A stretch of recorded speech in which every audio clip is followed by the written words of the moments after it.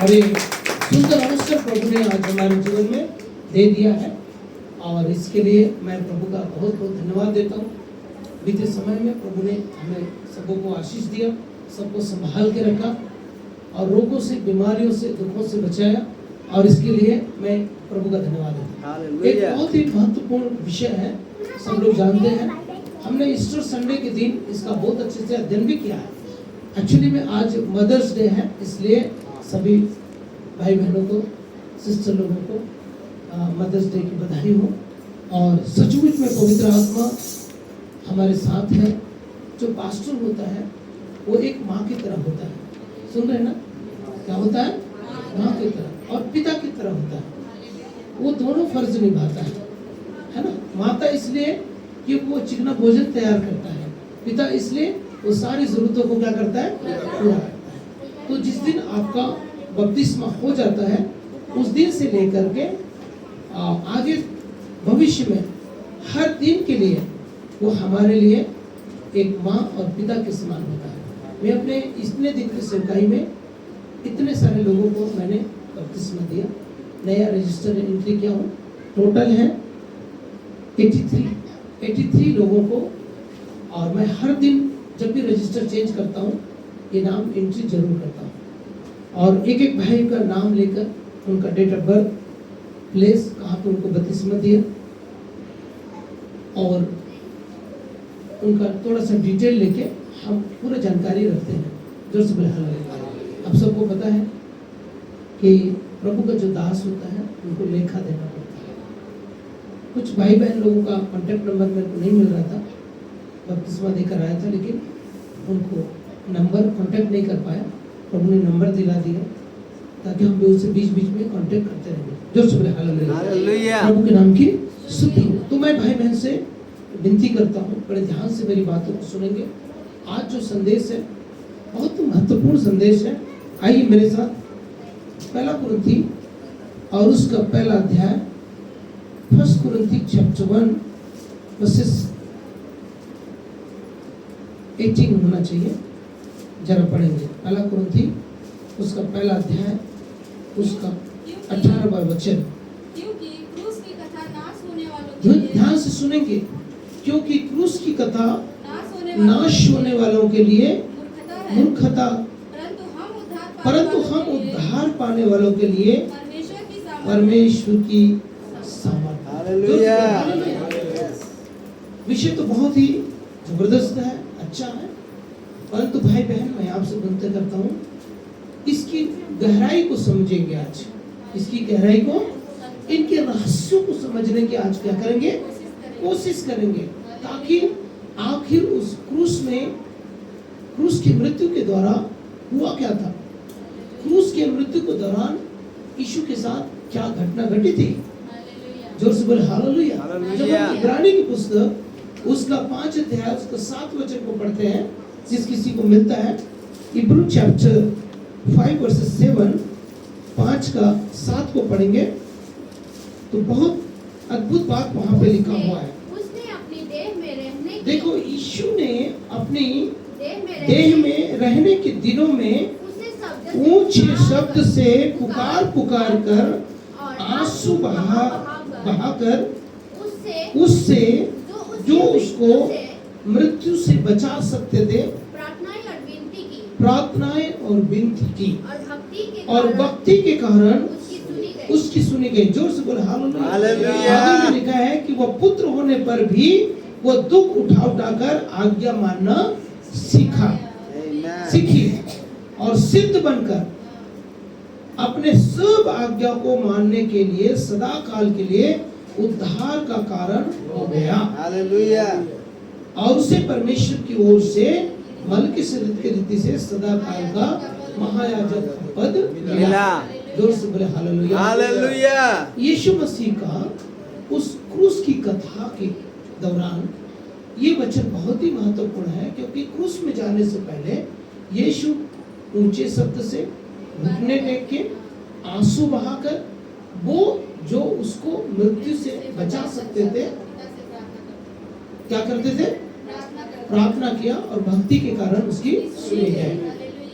तो हम जो अंगीकार और पश्चाताप करते हैं, सब भाई बहन बपतिस्मा लेते समय इस बात को अंगीकार किया होगा कि यीशु मेरे पापों के लिए, मेरे ही पापों के लिए गाड़ा गया। यदि ये बात को हम सब लोग स्वीकार करते हैं कि यीशु मेरे ही पापों के कारण मारा गया और गाड़ा गया और तीसरा दिन जी उठा। आइए इसका मैं एक दृश्य दिखाता हूं आपको। लूका का सुसमाचार उसका 22 अध्याय उसका 44 वचन, लूक 22 वर्सेस 24। जब हम इस वचन को पढ़ते हैं तो वहां पे लिखा है उसमें एक, यह वाद विवाद ये हुआ कि हाँ, उनमें से बड़ा समझा जाता था। लूका का सुसमाचार 22 का 44, मैं 24 बोल दिया, सॉरी, 44 वचन को पढ़े। वह अत्यंत संकट में व्याकुल होकर, वह अत्यंत संकट में व्याकुल होकर और भी हार्दिक वेदना से प्रार्थना करने लगा और उसका पसीना मानो कोई लहू की बड़ी बड़ी बूंदे बूंदों के समान भूमि पर गिर रहा। आज तक कभी भी आपने, हमारा जो पसीना है वो खारा पानी होता है जो शरीर से बाहर निकलता है। जोर से बोले हालेलुया। समझ में आ रहा है? कभी किसी का सुने हैं यीशु के अलावा उसका पसीना लहू की बड़ी बड़ी बूंदों के रूप में पड़ा हो? नहीं, मैं तो अभी तक नहीं सुना हूं। जोर से बोले हालेलुया। सुनिए ध्यान से, एक व्यक्ति पाप में जीवन बिताता है। पाप में क्या होता है?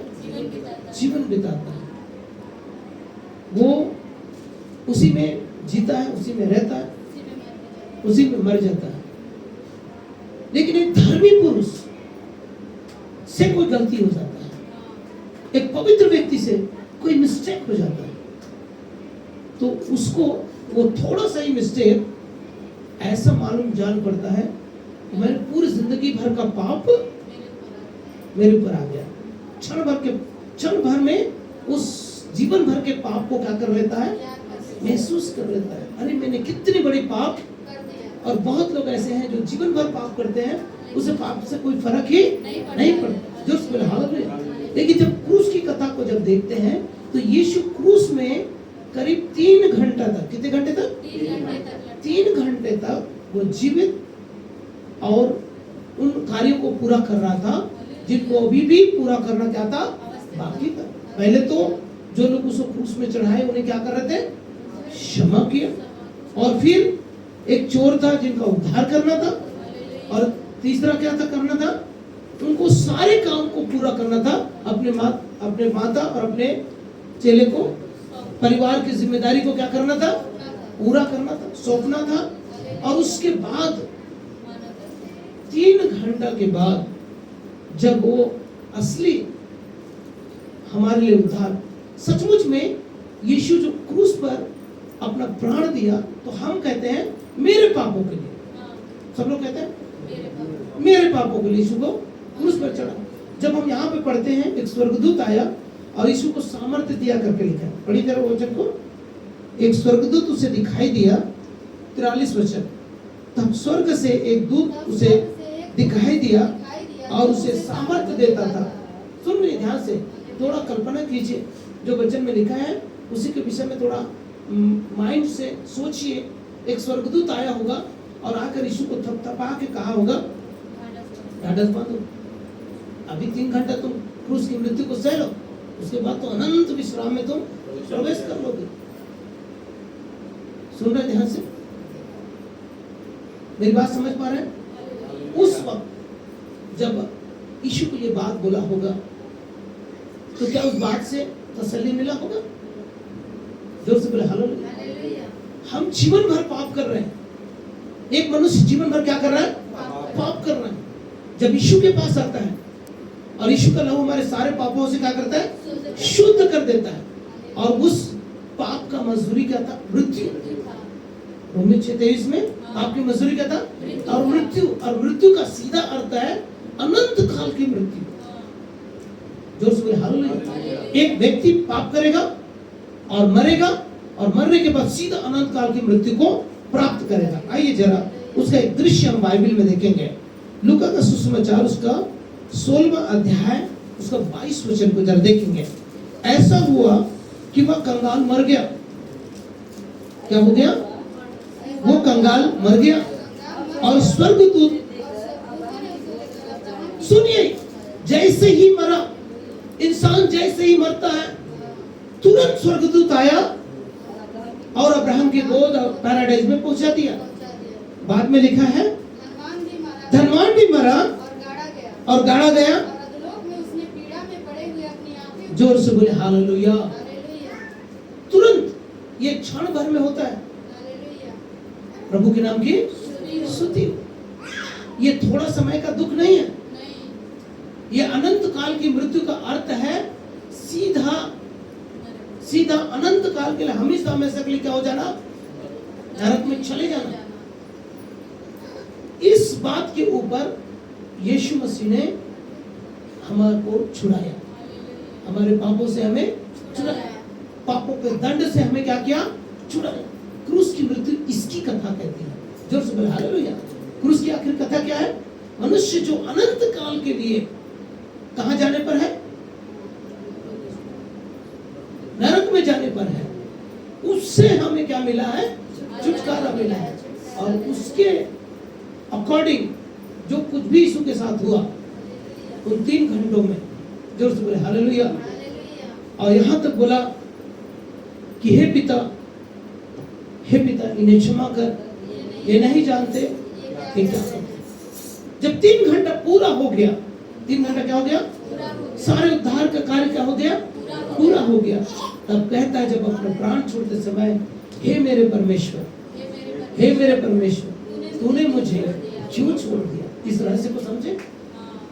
अभी तक वो पिता कह रहा था, वो यीशु अपने देह में है। ध्यान से सुनिए, हमने भी इब्रानी 4-5 का 7 में क्या पढ़ा? जब यीशु देह में था, उसने ऊंचे शब्द से पुकार कर पिता से प्रार्थना और विनती की और भक्ति के कारण उसकी सुनी गई। और जब तक वो देह में था, वो यीशु मसीह था। जोर से बोले हालेलुया। प्रभु के नाम की स्तुति हो। और जब वो पिता का हे परमेश्वर कहा, उस समय क्या कहा? परमेश्वर क्यों कहा? पूरे बाइबल में यीशु की कहानी को आप पढ़ते हैं, कहीं पर भी यीशु ने परमेश्वर नहीं कहा। सिर्फ एक ही जगह जहां पे वो कहता है, हे मेरे परमेश्वर, हे मेरे परमेश्वर, तूने मुझे। इस रहस्य को आज आपको मुझको समझना चाहिए। क्रूस की कथा में इसका क्या भेद है? इन दोनों के बीच में क्या अंतर है? हर समय कहा उसने पिता, अब कहता है परमेश्वर। फिर लास्ट में बोलता है, हे पिता, मैं अपनी आत्मा आपके हाथों में सौंप देता हूं। वो एक समय अपनी जगह पे है और उसी समय वो हमारी जगह पे है, और उसके बाद फिर अपने वापस अपने स्थान पे पहुंचकर जोर से बोले हालेलुया, उद्धार के कार्य को क्या करता है? पूरा करता है। तो हम जो कहते हैं कि यीशु मसीह मेरे पापों के लिए मारा गया और मेरे ही पापों के लिए गाड़ा गया और मेरे ही लिए वो मुर्दों में से 3रा दिन जी उठा, तो क्रूस में वो क्या चीज को सह रहा था? क्या 3 घंटे तक सिर्फ यीशु नरक के उस अनुभव को प्राप्त कर ले और स्वर्गदूत आकर कहे कि बस 3 घंटे के बाद तो अनंत विश्राम में प्रवेश करने वाला है, जितना दुख उठाना है दुख उठा लो। तब आप और मैं भी कहेंगे, थोड़ी देर के लिए हम भी नरक में चले जाएंगे, थोड़ी देर के लिए दुख उठा लेंगे और वापस हम कहाँ चले जाएंगे? स्वर्ग में चले जाएंगे। ऐसा है क्या? जोर से बोले हालेलुया। इसी बात को आपको मैं समझाने की कोशिश करता हूं। उद्धार मतलब होता है सदा काल के लिए परमेश्वर के साथ अनंत विश्राम में। जोर से बोले हालेलुया। और यही बात को हम इस वचन पे देखते हैं। यहाँ पर आगे वचन में लिखा है 25 वचन में, तब अब्राहम ने कहा, हे पुत्र, तू स्मरण कर अपने जीवन की अच्छी वस्तुएं ले चुका है और लाजर वैसे भी पूरी वस्तु ले चुका है। अब आपको मालूम होगा, बाइबल हमें बताती है, वहां पर एक धनवान व्यक्ति है। कौन सा व्यक्ति है? और यीशु ने क्या कहा था? धनवानों का स्वर्ग राज्य में प्रवेश करना सुई के नाके से निकल जाना ऊंट को सहज है, लेकिन धनवान व्यक्ति का स्वर्ग राज्य में प्रवेश करना क्या है? कठिन है। कठिन है। तो धनवान कौन है? यहाँ पे बैठे मैं सभी भाई बहन से पूछ रहा हूँ, धनवान कौन है? धनवान होना बुरा है? नहीं, बुरा नीति वचन बताती है धन यहोवा के आशीष से मिलती है, उसके साथ दुख। नहीं। प्रकाशित वाक्य 12 का वचन 4 का हम 12 वचन में पढ़ते हैं कि वहां पे धन, महिमा, स्तुति, आराधना हम परमेश्वर को क्या करते हैं? चढ़ाते हैं। धन यदि बुरा है तो परमेश्वर को हम क्यों चढ़ाते हैं? जोर से बोले हालेलुया। धन का लोभ बुरा है। धन का लोभ क्या है? बुरा।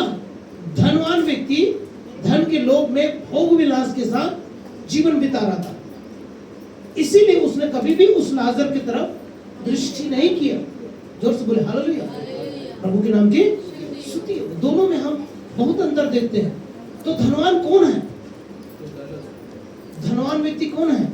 जिसका स्वर्ग राज्य में प्रवेश करना, धन का लोभी व्यक्ति धनवान है, जिसका स्वर्ग के राज्य में प्रवेश करना कठिन है। लेकिन धनी होना बुरा नहीं, धनी होना बुरा नहीं, क्योंकि हम धन के द्वारा हम परमेश्वर की क्या करते हैं? स्वर्ग की आराधना करते हैं। जोर से बोले हालेलुया। हम उसकी क्या करते हैं? स्वर्ग की आराधना करते हैं। और हम धन को परमेश्वर की वेदी में क्या करते हैं? परमेश्वर के सिंहासन के सामने अर्पण करते हैं। जैसे कि नीति वचन हम 3:8 में हम क्या पढ़ते हैं? 8 से लेकर 10 तक में वहां पे लिखा है, पहली उपज दे देकर यहोवा की क्या किया? प्रतिष्ठा किया। जोर से बोले हालेलुया। प्रभु के नाम की स्तुति और महिमा हो। और महत्वपूर्ण बात मैं आपको बताना चाहता हूँ। वहां पर जो महत्वपूर्ण बात था, मत्ती का सुसमाचार उसका 26वां अध्याय, आइए मेरे साथ, मैथ्यू चैप्टर 26 और उसका वचन नंबर है 46, जरा पढ़ेंगे। फिर उसने चेलों के पास आकर उसे सोता हुआ पाया सोते हुए पाया और पतरस से कहा, क्या तुम मेरे साथ एक घड़ी भी ना जा सके? क्या तुम मेरे साथ एक घड़ी भी ना एक घड़ी भी? अभी आप और मैं बड़े दावा ठोक के कहते हैं, आज मैंने 2 घंटा प्रार्थना किया, 3 घंटा प्रार्थना किया। अभी सुबह उठ के 10 मिनट प्रार्थना करने में हाथ उठाने के लिए बोलेंगे तो सब लोग उठा लेंगे। 1 घंटा में गिने चुने लोग उठाएंगे, 4 घंटा में शायद कोई नहीं उठाएगा। सही है? बोलिए हालेलुया। यहाँ पर यीशु एक बात की अपने चेलों से अपेक्षा कर रहा है। क्या है अपेक्षा? अभी वो दुख को सहने पर है। कौन से दुख को? क्रूस की मृत्यु, क्रूस की कथा को सहने पर है। लेकिन दुख भोग से पहले उसने कहा कि मैं तुम्हारे साथ फसा खाऊं, और फसा खा चुके थे। खाने में तो ये चेले साथ में थे, लेकिन जब प्रार्थना के समय जब उनके पसीना लहू बन के भूमि पर पड़ रहे थे, उस समय में चेले क्या कर रहे थे? पर यीशु को इसकी जरूरत क्यों पड़ी? क्या यीशु को प्रार्थना की सहयोगियों की जरूरत थी? जोर से बोले हालेलुया। बताइए थोड़ा सोच करके, क्या यीशु को प्रेयर सपोर्टर की जरूरत थी? प्रार्थना में यीशु माहिर है, पवित्र आत्मा उसके साथ है, स्वर्गदूत भी आ चुका है उनको सहायता देने के लिए। पर हम नीति वचन 8 वचन 30, 31, 32 में हम क्या पढ़ते हैं? उसकी बसाई हुई पृथ्वी से मैं क्या था? और काली घर के समान में उसके साथ थी, परंतु फिर भी मनुष्यों की संगति में जो क्या मिलता है? सुख मिलता है। जो समझे हालेलुया। एक प्रेयर सपोर्टर की इस समय यीशु को जरूरत था कि नहीं था? लेकिन चेलों ने क्या किया? सो रहे। लेकिन चेले क्या कर रहे थे? आज हमारे कलीसिया के भाई बहन भी जागे हैं कि सो रहे हैं? जागने वाला हाथ उठा के बोलिए। एक दूसरे का प्रार्थना में सहयोग कीजिए। हालेलुया। मेरी बात आप समझ रहे हैं? यीशु को किसकी जरूरत पड़ी? प्रार्थना सपोर्टर की जरूरत पड़ी, लेकिन यीशु को सहयोग नहीं मिला। सच बात है? क्या इस कलीसिया में सपोर्ट मिलेगा? मिलेगा कि नहीं मिलेगा? मिलेगा। क्योंकि हम सबको प्रेयर सपोर्ट की जरूरत है। एक घड़ी यीशु ने कितना पूछा? पूरे जीवन काल में यीशु ने कहा एक घड़ी मेरे साथ। हो सकता है 1 घंटा, एक घड़ी मेरे साथ तुम नहीं जा सकते। और चेले क्या पाएगा? और चेले यहाँ तक बोले आत्मा तो तैयार है परंतु शरीर। कितना बढ़िया बहाना है। जोर से बोले हालेलुया। भैया हमारा ड्यूटी रहता है, हमारा जनरल शिफ्ट रहता है और हम प्रेयर में शामिल नहीं हो सकते। सुंदर बहाना है। आत्मा तो तैयार है लेकिन शरीर उस समय कहीं पे काम करने चला जाता है, इसलिए हम लोग इकट्ठा नहीं हो सकते। प्रिय भाई बहन, यीशु को प्रेयर सपोर्ट की जरूरत थी। जब यीशु को जरूरत थी, मुझे और आपको भी जरूरत है। आप अकेला कर लेते हैं, अच्छी बात है, पर एक समय आपको जरूरत पड़ेगी। पूरे समय यीशु प्रार्थना किया। हो सकता है अकेले प्रार्थना किया होगा, जंगलों में प्रार्थना किया होगा, पहाड़ों में प्रार्थना किया होगा, लेकिन इस समय यीशु को चेलों की मदद की आवश्यकता पड़ी, लेकिन चेलों से सहायता नहीं मिला। तो भी यीशु ने अपना प्रार्थना पूरा किया। बाइबल बताती है कि वो अपने आप को ढेला फेंकने की दूरी में अपने आप को क्या कर लिया? अलग कर लिया और घुटने टेक के प्रार्थना किया। और उसका अत्यंत बहुत ही व्याकुल था। उसका जीव उस समय क्या था? व्याकुल था। यीशु बहुत ही व्याकुल था, लिखा है। जोर से बोले हालेलुया। क्या वो मृत्यु से डरता था? नहीं। किस भी व्याकुल था। सुन रहे हैं? करेक्ट। एक ही बात था, पिता से, जगत की उत्पत्ति से लेकर कभी अलग नहीं हुआ। और एक वक्त ऐसा है, उसी मृत्यु को यीशु ने क्षण भर के लिए क्रूस में महसूस किया। कुछ समय के लिए यीशु ने पिता से अपने आप को क्या पाया? भजन संहिता 22 में लिखा है, हे मेरे परमेश्वर, हे मेरे परमेश्वर, तूने मुझे क्यों छोड़ दिया? इस अनुभव को दाऊद ने पहले ही कई साल पहले, कई वर्ष पहले ही इसका अनुभव प्राप्त कर चुका था और वचन पे लिख चुका था। जोर से बोले हालेलुया। तो यहाँ पर यीशु अत्यंत संकट में व्याकुल होकर हार्दिक वेदना से प्रार्थना किया और घुटने टेका, आंसू बहाया और भक्ति के कारण उसकी सुनी गई। स्वर्गदूत आया और उन्हें तसल्ली दिया, सामर्थ्य दिया। और उस पल को, इसी पल को कहा जाता है नरक। सुन लीजिए, जहां पर यीशु की सहयोग ना मिले, जहां पर यीशु हमें पिता से हमें क्या हो जाए? अलग हो जाए। एक हर एक मनुष्य जो यदि इस क्रूस की कथा को नहीं समझ पाएगा, क्रूस की कथा को वैल्यू नहीं देगा या क्रूस की कथा को तुच्छ समझेगा, जैसे कि हमने वचन में पढ़ा, क्रूस की कथा नाश होने वालों के लिए मूर्खता है, परंतु हम उद्धार पाने वालों के लिए सामर्थ्य है। इसी सामर्थ्य के द्वारा, जोर से बोले हालेलुया, जितने लोग यीशु मसीह पर विश्वास करते हैं वो अनंत जीवन को क्या करते हैं? प्राप्त करते हैं। और एक वचन में आपको बताना चाहता हूँ, बहुत ही अद्भुत वचन है। यूहन्ना का सुसमाचार उसका 6वां अध्याय उसका 38 वचन, और दूसरा व्यक्ति निकाल लीजिए, पहला यूहन्ना का सुसमाचार पहला अध्याय उसका 14 वचन, दोनों को टैली करके पढ़ेंगे। हाँ, मैं अपनी इच्छा नहीं, सुनिए, यीशु किसकी इच्छा पूरा करने आया था? वरन अपने पिता की इच्छा को क्या करने आया था? पूरा करने आया था। और पिता की कितनी इच्छा थी? कितनी इच्छा थी? एक इच्छा। कौन कौन सी इच्छा यीशु ने पूरा जीवन भर में? केवल पिता की इच्छा पूरा किया। उसने केवल पिता की इच्छा को क्या किया? पूरा जीवन का मकसद। पौलुस बोलता है, मैं निशाने की ओर दौड़ा चला जाता हूँ, मैं एक लक्ष्य की ओर क्या करता हूँ? दौड़े चला जाता हूँ। जोर से बोले हालेलुया। और बाकी चीज की मैं परवाह नहीं करता। पौलुस ने कहा, यीशु ने इस वचन में अपना उद्देश्य प्रकट किया। क्या है उसका उद्देश्य? यूहन्ना 6:38, एक बार फिर से पढ़िए बहन। क्योंकि मैं अपनी इच्छा नहीं, मैं अपनी इच्छा नहीं, वरन अपने भेजने वाले की इच्छा को पूरी करने के लिए स्वर्ग से उतरा हूँ। हालेलुया।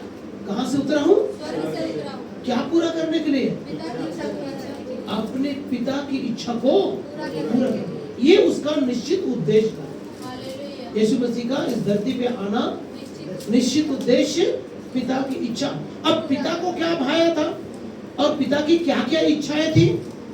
क्या एक ही इच्छा था? नहीं। कौन कौन सी इच्छाएं थी? यूहन्ना का सुसमाचार उसका 4था अध्याय उसका 34 वचन को जरा पढ़ेंगे। बुक ऑफ यीशु ने हाँ उससे कहा मेरा भोजन कि अपने भेजने वाले की इच्छा के अनुसार चलूं। सुनिए, मेरी इच्छा यह है कि अपने भेजने वाले की इच्छा के अनुसार चलूं। मैं अपने भेजने वाले की इच्छा के अनुसार चलूं। और अभी हमने क्या पढ़ा? यूहन्ना 6:38 में हमने यूहन्ना 6:38 में पढ़ा मैंने अपने पिता की इच्छा को पूरी करने के लिए स्वर्ग से उतरा हूं। मैंने अपने पिता की इच्छा को पूरा करने के लिए स्वर्ग से उतरा हूं। और यहाँ बोलता है कि मेरी इच्छा यह है अपने भेजने वाले की इच्छा, मेरा भोजन यह है कि मैं अपने भेजने वाले की इच्छा पर चलूं के अनुसार चलूं और उसके पूरा करूं। उसके दिव्य कार्य को क्या करूं? पूरा करूं। जो से बोले हालेलुया। हालेलुया। तो यीशु जीवन काल में 33.5 वर्ष तक में उसने क्या किया? पिता की इच्छा पूरा किया, जो पिता को भाया।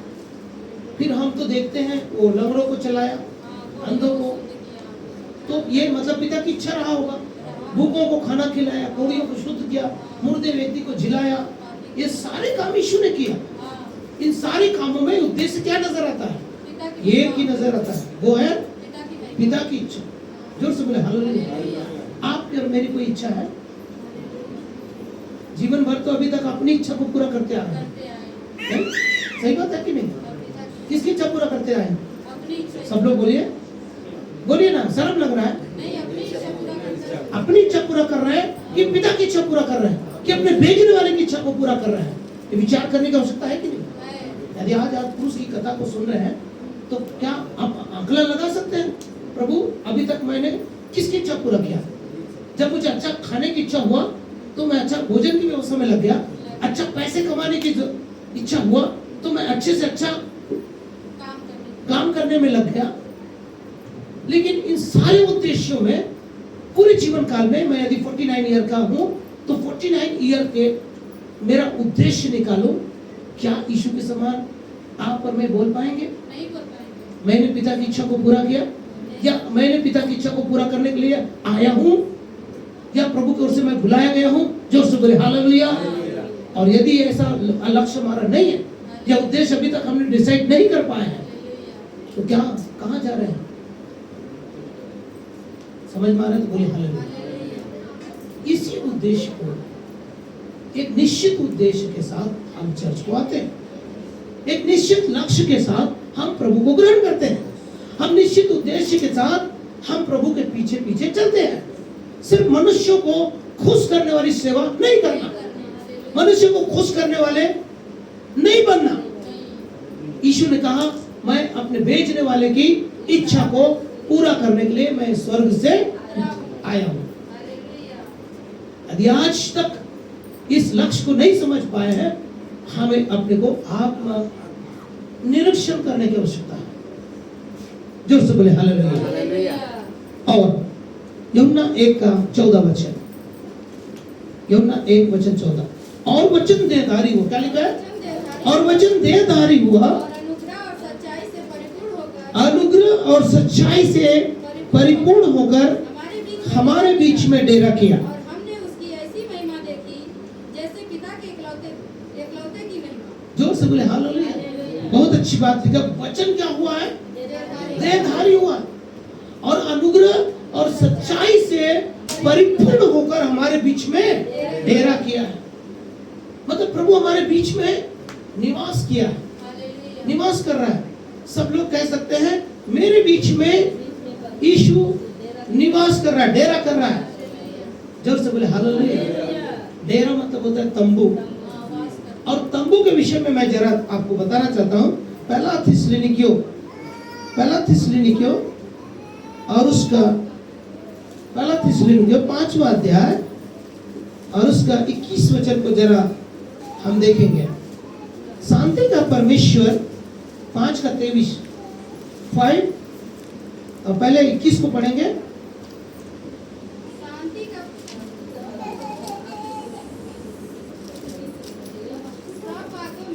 सब बातों को परखो जो अच्छी है और जो अच्छी है उसे उसे पकड़े रहो और सब प्रकार की बुराई से बचे रहो। शांति का परमेश्वर आप ही तुम्हें पूरी रीति से पवित्र करे और तुम्हारी आत्मा और प्राण और देह हमारे प्रभु यीशु मसीह के आने तक पूरी पूरी और निर्दोष और सुरक्षित रहे। हालेलुया। जब हम पहला पत्रस की पत्री उसका पहला अध्याय और उसका 15 और 16 वचन को पढ़ते हैं, क्या लिखा है वहां पे? पर जैसा तुम्हारा बुलाने वाला क्या है? पवित्र है, वैसा तुम भी अपने सारे चाल चलन में पवित्र बनो, क्योंकि लिखा है पवित्र बनो क्योंकि मैं। और यीशु ने अपने पूरे जीवन काल में क्या किया? बोलिए हालेलुया।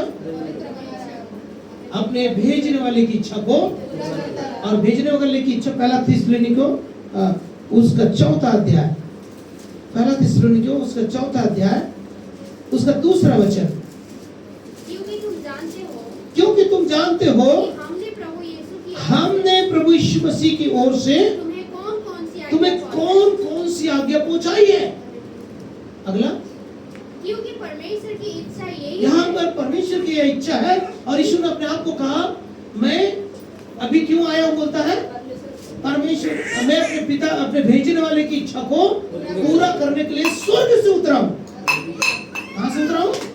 स्वर्ग से उतरा हूं। हमने प्रभु यीशु मसीह की ओर से तुम्हें कौन कौन सी आज्ञा पहुंचाई है? क्योंकि परमेश्वर की इच्छा ये है, परमेश्वर की इच्छा ये है कि तुम पवित्र बनो, अर्थात व्यभिचार से बचे। बस जोर से बोले हालेलुया। यीशु ने इस बात को ख्याल रखा, पूरे जीवन भर अपने भेजने वाले की इच्छा को ही क्या करता रहा। ये उसका क्या था? उद्देश्य था। यही जीने का क्या था? उसका मकसद था। इसी के द्वारा जैसे एक पापी मनुष्य को जीवन भर पाप करे, उसको जीवन भर दासत्व में रखे, जीवन भर पीड़ा में रखे, तो भी उसका पाप क्षमा। देखिए, पर एक धर्मी व्यक्ति, एक पवित्र व्यक्ति पाप करे और पाप का दंड उसे मिले, और जिसने हम पहला कुरिन्थी में हम पढ़ेंगे, जो पाप से अज्ञात था। दूसरा कुरिन्थी 5 में आइए जरा, दूसरा कुरिन्थी 5 का 21 है क्या? सेकेंड कुरिन्थी 5 का 21, जो पाप से अज्ञात था उसी को हमारे लिए पाप ठहरा दिया। जोर से बोले हालेलुया। जो पाप के बारे में कुछ मालूम नहीं, उसी को पापी ठहरा दिया। समझ में आ रहा है? जीवन भर पाप में बिताने वाले को कोई फर्क नहीं पड़ता। यदि बहुत ज्यादा चोट लगा है, बहुत ज्यादा घाव लगा है, और उसमें थोड़ा सा सुई चुभा है तो कोई फर्क पड़ता है? बहुत ज्यादा शरीर घायल है और उसमें थोड़ा बहुत पड़ेगा तो कोई फर्क पड़ता है? लेकिन निर्दोष है, लेकिन निष्कलंक है, और उसमें दाग लग जाए, उसमें सुई चुभाए, उसमें कोई पाप को डाल दिया जाए, तब कितना तकलीफ होगा। इसीलिए यीशु 3 घंटा तक ही क्रूस की मृत्यु को क्या कहा, और सारे मानव जाति का क्या हुआ? जो पाप से बिल्कुल क्या था? अज्ञात, उसी को क्या ठहरा दिया? पापी ठहरा दिया, पाप ठहरा दिया। जोर से बोले हालेलुया। इसलिए सिर्फ 3 घंटा के अंदर ही एक मानव जाति का क्या हो गया? सारे मानव जाति का क्या हो गया? क्या इस लेवल पे क्रूस की कथा के बारे में हम जान पाए थे? जोर से बोले हालेलुया। प्रभु हमारे बीच में है, प्रभु हमारे बीच में है। भाई बहन, मैं चाहता हूं कि बड़ी गंभीरता से मेरी बातों को, तो हमने देखा वहां पे प्राण, देह और आत्मा। हमने पहला थिस्सलुनीकियों में हमने 5 का 23 में क्या पढ़ा? वो तुम्हारे प्राण को, तुम्हारे शरीर को और तुम्हारी आत्मा को पूरी क्या करे? सुरक्षित, पवित्र ठहराए। तो प्रभु पवित्र डेरा में क्या बोला? वचन देहधारी हुआ, अनुग्रह और सच्चाई से हमारे बीच में क्या किया? डेरा किया। मतलब प्रभु हमारे साथ रहा, प्रभु हमारे साथ रहता है। और मृत्यु का अर्थ है प्रभु हमसे दूर चला जाता है। मृत्यु का अर्थ क्या है? नरक का अर्थ क्या है?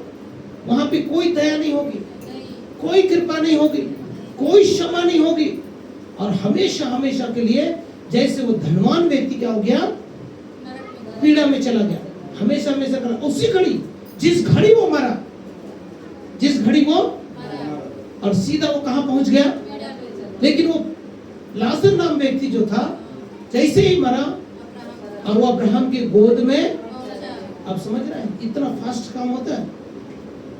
और हम लोग क्या करते हैं, 10 गात्र और क्या क्या रखते हैं, मृत्यु भोज, और ना जाने पितृ पक्ष में क्या करते हैं, पूर्वजों को बुला बुला के, कौवा को खिला खिला के विदा करते थे। याद है तो बोले हालेलुया। समझ में आ रहा है ना? सब ये काम हम लोगों ने किया, जोर से बोले हालेलुया। लेकिन बाइबल यहाँ पर स्पष्ट रूप से बता रही है कि उसी घड़ी अब्राहम के गोद में स्वर्गदूत ने क्या कर दिया, पहुंचा, और धनवान व्यक्ति को उसी घड़ी पीड़ा के स्थान पे, और हमेशा हमेशा के लिए वो पीड़ा के स्थान पे चला गया। अनंत काल के लिए कोई उस पर दया, पर तुम्हारे और मेरे, हमारे बीच में क्या लिखा है, बहुत बड़ा गड्ढा है। लूका का सुसमाचार 19 में, आइए जरा 16 में, तुम्हारे और हमारे बीच में क्या है, बहुत बड़ा गड्ढा है।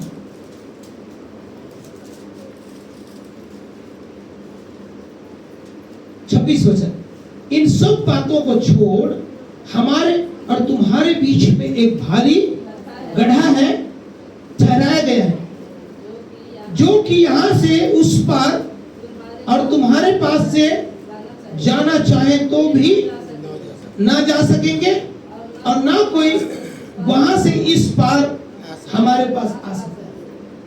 जोर से बोले हालेलुया। मृत्यु के बाद कोई ऑप्शन बच गया, कोई ऑप्शन बच गया? तो यीशु ने क्या प्रार्थना किया? यीशु जब देह में था तो घुटने टेका, आंसू बहाया, और वो जो उसको मृत्यु से बचा सकते थे उससे उसने प्रार्थना, और तो प्रार्थना क्या था? मृत्यु से बचाने की प्रार्थना क्या था? सारे मानव जाति अपने देह को, अपने प्राण को, अपने आत्मा को यीशु मसीह के आने तक पूरी करके पवित्र रखे, सुरक्षित रखे, ताकि उसका मेल किसके साथ हो जाए? परमेश्वर के साथ।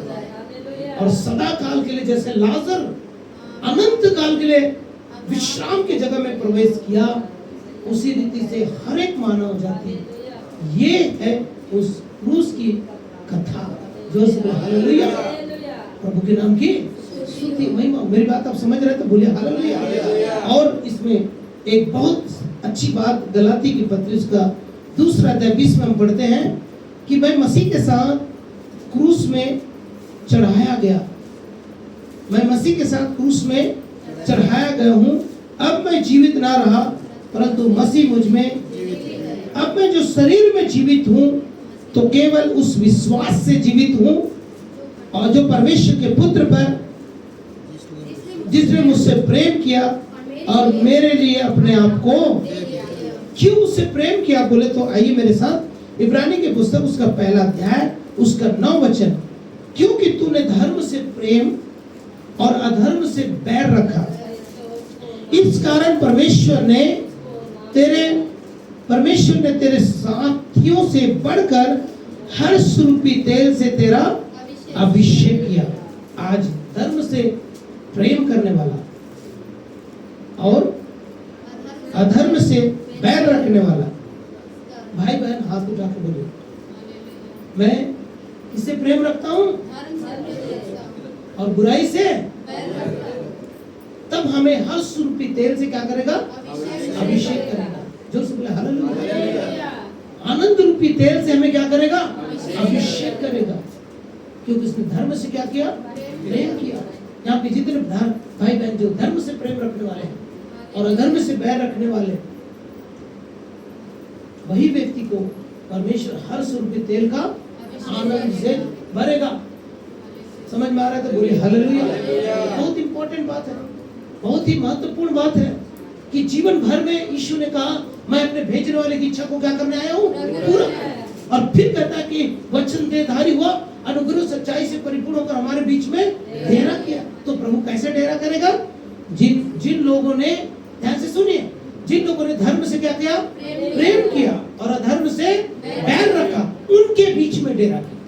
और जिन्होंने अपने देह, प्राण और आत्मा को यीशु मसीह के आने तक पूरी तरह से पवित्र रखा, उनके बीच में यीशु ने डेरा किया। जोर से बोले हालेलुया।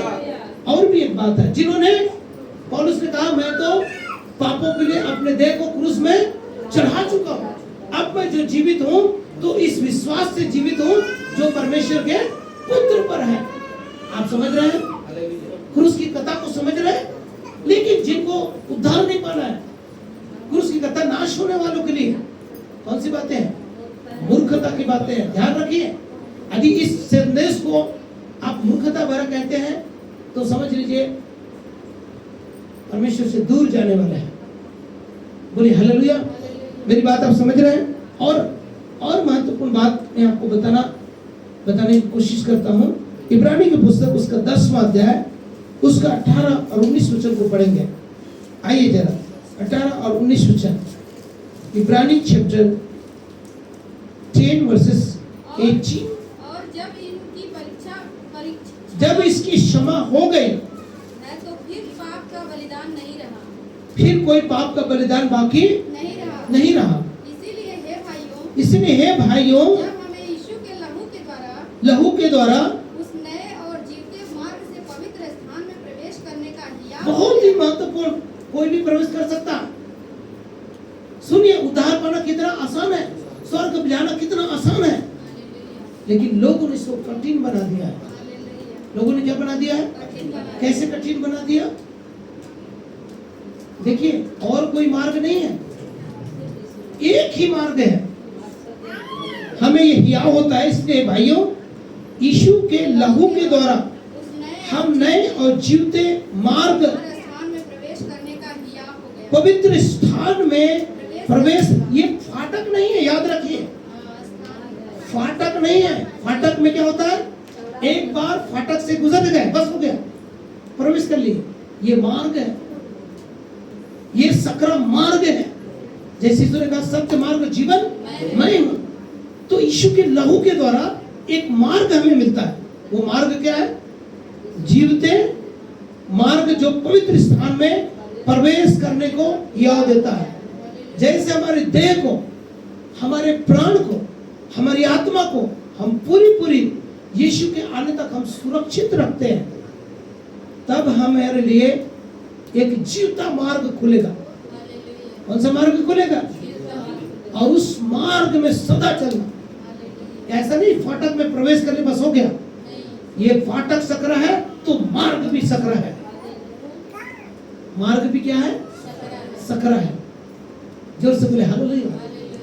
ये वचन बहुत ही महत्वपूर्ण है। यदि आप चाहें तो वचन को अंडरलाइन कीजिए। और जो पर्दे अर्थात अपने शरीर में होकर हमारे लिए अभिषेक किया, और इसीलिए कि हमारा ऐसा महायाजक है जो परमेश्वर के घर का अधिकारी है। यीशु मसीह हमारे लिए क्या है? घर का अधिकारी है। हमारे लिए सिर्फ याजक नहीं है, वो हमारे लिए घर का क्या है? वो अधिकारी है, स्वर्ग का अधिकारी है। और वही अधिकार आज आपको मुझको देना चाहता है। हालेलुया। जोर से बोले हालेलुया। आमीन। मेरी बात समझ रहे हैं? ताली बजा के प्रभु को धन्यवाद दीजिए। प्रभु, मैं अच्छी रीति से समझ पा रहा हूँ। आइए जरा एक और महत्वपूर्ण बात है जो हमको निर्गमन 25 अध्याय का पहला वचन में देखने को मिलता है। आइए जरा मेरे साथ निर्गमन 25 में कौन सी घटना का यहाँ पे वर्णन है, जरा पढ़ेंगे। पवित्र स्थान में भेंट लिखा है।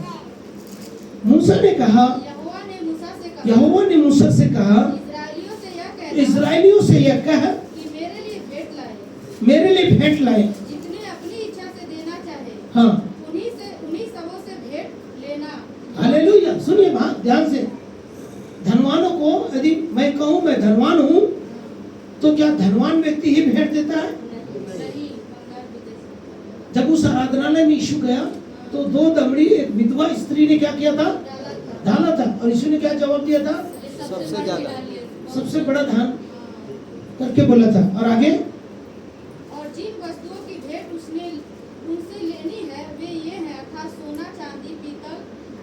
यदि आपके घर में सोना है, आपके घर में चांदी है, पीतल है, नीले बैजनी लाल रंग कपड़ा है, सूक्ष्म सनी है, बकरी के बाल, ये सब पवित्र स्थान में भेंट करने की वस्तु है। जोर से बोले हालेलुया। प्रभु के नाम की स्तुति हो। और इसके अलावा एक और वचन है 40 अध्याय में, आइए निर्गमन 40 अध्याय, उसका पहला वचन को पढ़ेंगे। देखिए फिर यहोवा मूसा से कह रहा है, पहले महीने के पहले दिन को मिलाप वाले तंबू के निवास पर खड़ा कर देना और उसमें साक्षी पत्र के संदूक को रखकर बीच वाले पर्दे की कोट में कर देना। हालेलुया। बस मैं यही बात को समझाने की कोशिश कर रहा हूँ। बीच वाले पर्दा, बीच वाले पर्दा, तो बाहरी आंगन में याजक क्या करेंगे? बलि चढ़ाएंगे। जोर से बोले हालेलुया। पवित्र स्थान में क्या करेंगे? बलि वस्तु को रखेंगे। परंतु पवित्र स्थान और महापवित्र स्थान के बीच में एक पर्दा है। वो पर्दा कौन है? जोर से बोले हालेलुया।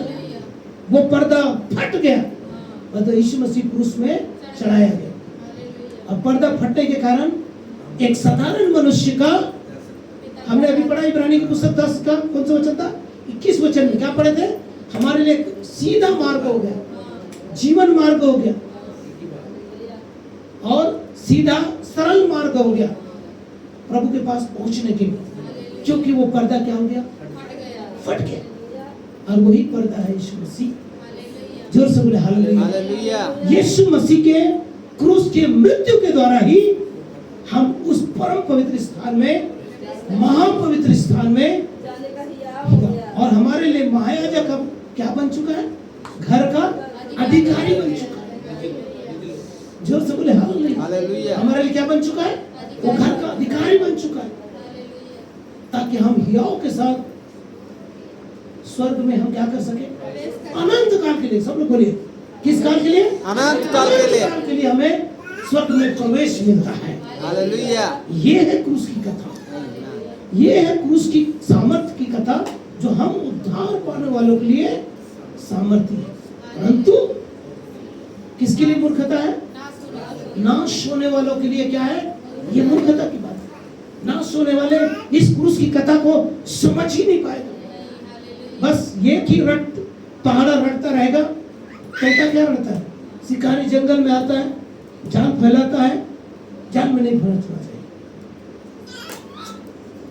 हर एक विश्वासी रात और दिन यही पढ़ा पढ़ते रहते हैं, मेरे ही पापों के लिए यीशु मसीह मारा गया, काटा गया और तीसरा दिन जी उठा। और जीवन भर क्या करता रहेगा? जैसे तोता किसमें फंसा है?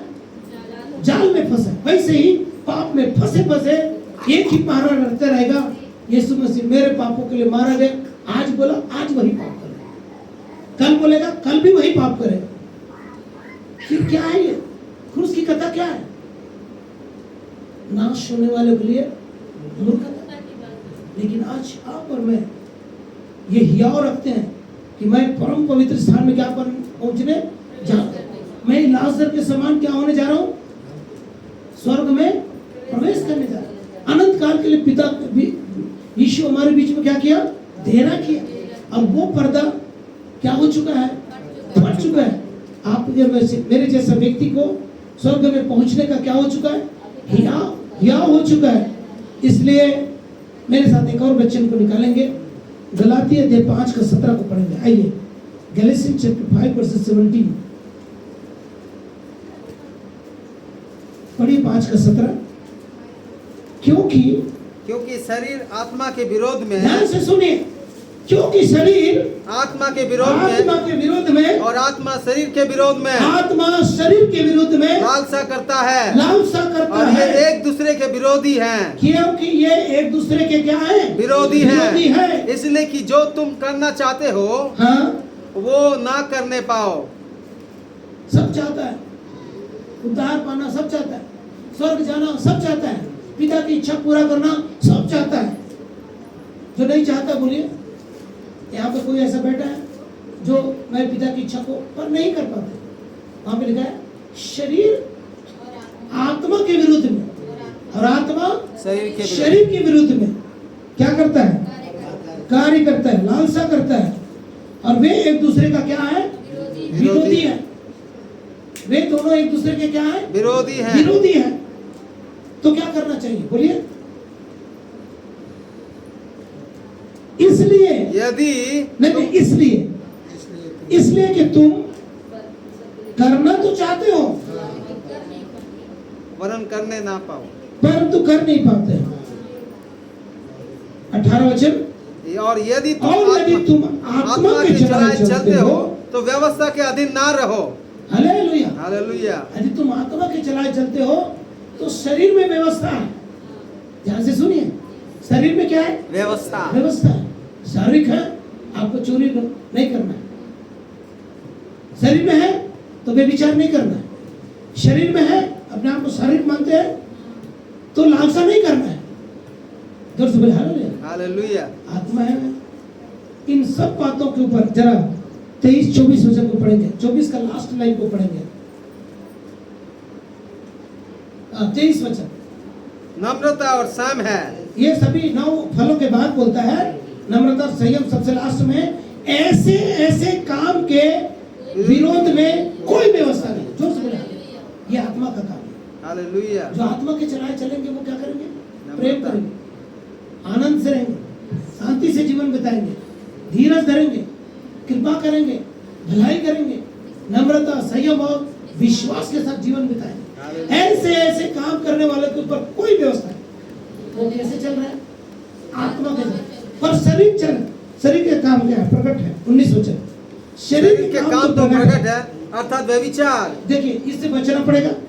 गंदे काम, लुचपन, मूर्ति पूजा, चोना, बैर, झगड़ा, ईर्ष्या, क्रोध, विरोध, विधर्म, दाह, मतवालापन, लीला क्रीड़ा, ऐसे जैसे काम करने वाले के विषय में पहले से मैं कह देता हूँ और मैं कह चुका हूँ, ऐसे काम करने वाले परमेश्वर के राज्य का वारिस ना होंगे। जोर से बोले हालेलुया। हालेलुया। ये है क्रूस की कथा।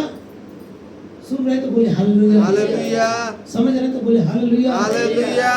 तो नाश होने वालों के लिए क्रूस की कथा मूर्खता की बात है, परंतु हम उद्धार पाने वालों के लिए अनंत सामर्थ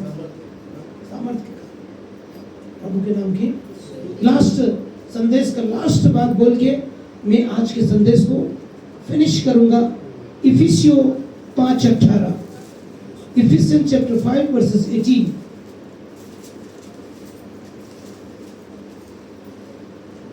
दाखरस से मतवाले न बनो, क्योंकि इससे लुचपन होता है, पर आत्मा से परिपूर्ण होते जाओ। और फिलिपियों 4:4 को लास्ट लाइन पढ़ के सब लोग बोलिए हालेलुया। फिलिपियों 4:4 पढ़िए जरा। मैं कहता हूँ सब आनंदित रहो।